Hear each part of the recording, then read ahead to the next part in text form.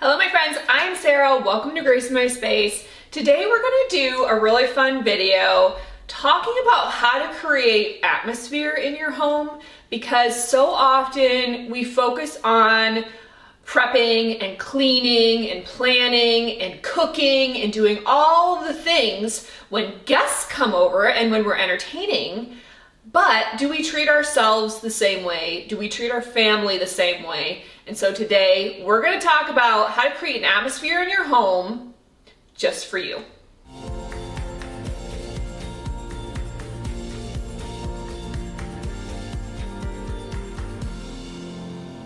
Now, there are a lot of different ways that you can go about this, but I'm going to focus on 5 ways, and we're going to do it with our 5 senses, because sight, sound, touch,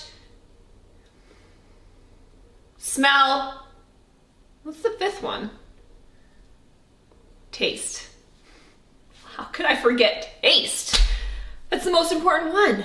These 5 senses are really like a gift. They are a gift from God to be able to experience all of the different ways that we take in things around us, and also how we can create those experiences for others. And I want to focus on our families today because I've been very convicted lately that I was putting more effort into my home for other people who are only here for an hour or 2 than I was for the people who live here. And I am all about creating a haven, creating a refuge in your home. And that's not just with decorating. There are so many other things that go into creating home.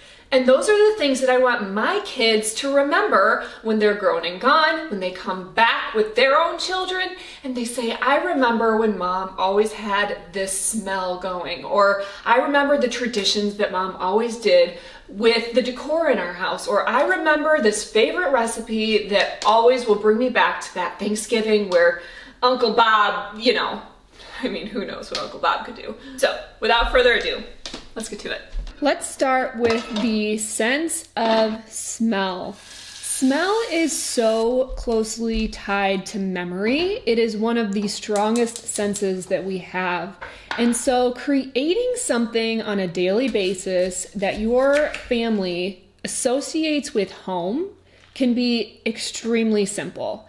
And one of the ways that I love to do that for fall specifically is with this very simple recipe you can find on my blog.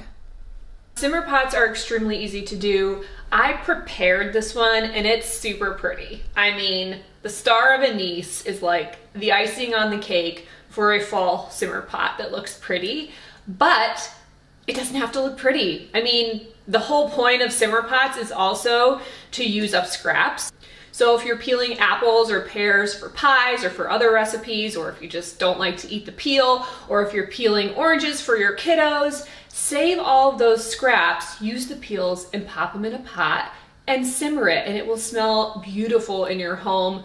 No candles, no potpourri, nothing necessary, no sprays, just a little bit of food, some spices, some herbs, and it's like you're baking all day long. It's the best thing ever. Now, I am not a huge fan of simmer pots on the stove, even though it looks so pretty, because the flame is just going all day long. I actually prefer to pop them in a crock pot. So normally Christmas would be the time of year when you associate a specific sound with an experience. We play Christmas music as we decorate the tree. We have it on in the background when we host our holiday parties. You hear Bing Crosby singing a White Christmas, and it just brings back a flood of memories from your childhood. At least it does for me. And so why not create that same atmosphere on a daily basis? Maybe that means having classical music playing softly in the background. Maybe it means having worship music on. Maybe it means having it be silent in your house, but your doors and windows open to hear nature around you. Whatever kind of atmosphere you want to create, you can do with sound. Hey Alexa, play instrumental music, Pandora. Instrumental radio from Pandora.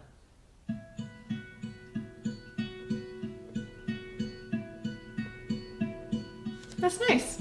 If it weren't for copyright issues, that'd still be going for you guys. Now let's talk about taste, arguably the most important sense. I love creating meals that my family loves, that I can whip out on favorite holidays or for birthdays, but also just as a special weeknight dinner recipe idea. Now I just cleaned this up from having my simmer pot in it. I popped it over here into the crock pot. But you might have remembered a few videos ago, I went through my entire kitchen, I reorganized everything. Part of that process was to make it easier for my family to put away dishes and just to make it more organized and make sense for us from an everyday standpoint. And I talked about my mismatched pots and pans. I had about 5 different sets.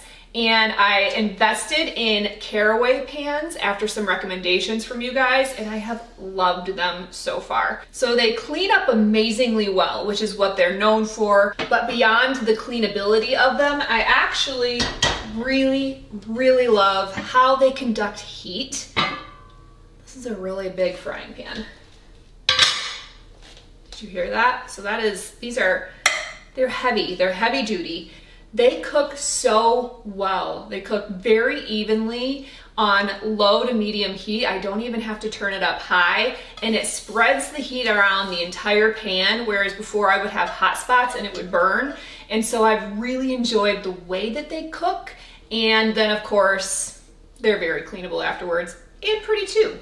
I will link my specific set in the description below if you are interested in checking them out. I went with navy because I like the way that the darker pans wear long term, but it also comes in a ton of colors from white to black.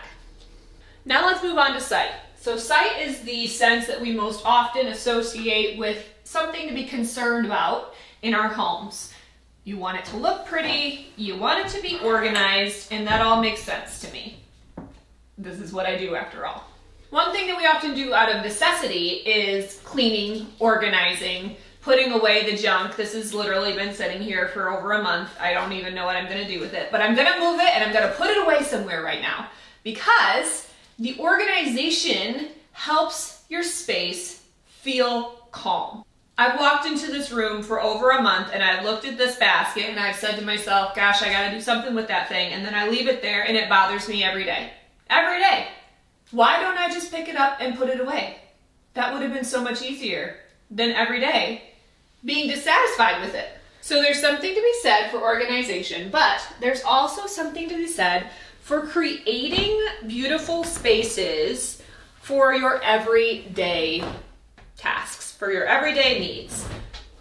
Why not toss a vintage linen on your table for dinner tonight? Why not? Is it necessary? No. Is it a little bit more work? Sure.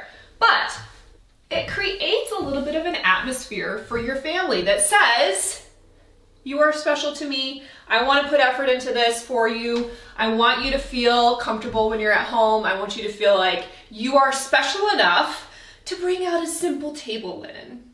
This baby needs to be steamed. She's coming back. But listen, if you are in the stage of life that I am actually in right now, and you say, I would never put a white tablecloth on my table because I have children or I have messy adults, then I say, great.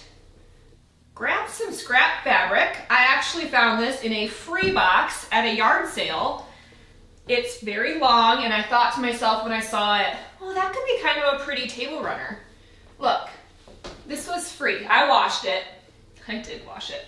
Or you can just go grab some fabric from the store. It's not that expensive. And now look. I don't care if my kids mess this up. It was free. It can be washed. And it's also actually leaving the space where you put your dinner plates linen free so that you can wipe it up. But it's still a pretty option to dress up the table a little bit. This same concept can be brought into all of your spaces. Organization and a clean home are basic. They're very basic. But if you have a mentality shift from I have to clean this house again to I get to clean this house so that my children and my husband or my wife or whoever's living with me has a space that they can feel rest in, it completely shifts your mindset. Now, do I enjoy the cleaning because of this mindset shift? Not necessarily, but I have an end goal in mind now. It's not just cleaning for cleaning's sake. It's cleaning for the health and well-being of my family. Now let's talk about touch. So obviously physical touch is a personal preference.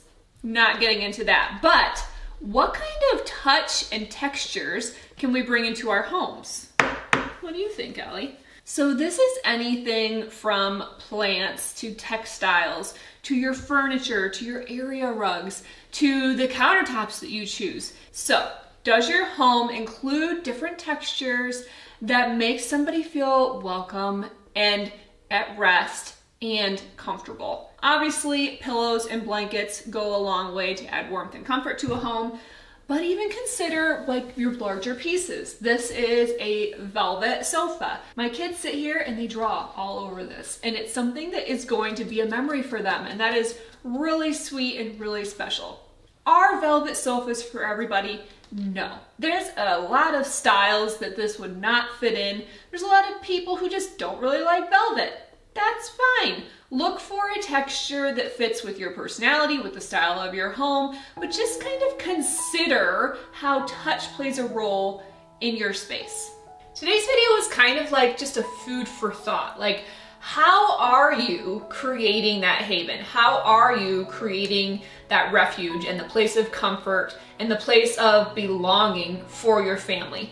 Beyond guests, beyond entertaining, just the everyday, even the mundane, the home that you are creating for your loved ones. Thanks for watching today. Make sure you hit that subscribe button, ring the bell for notifications, and I'll see you next time.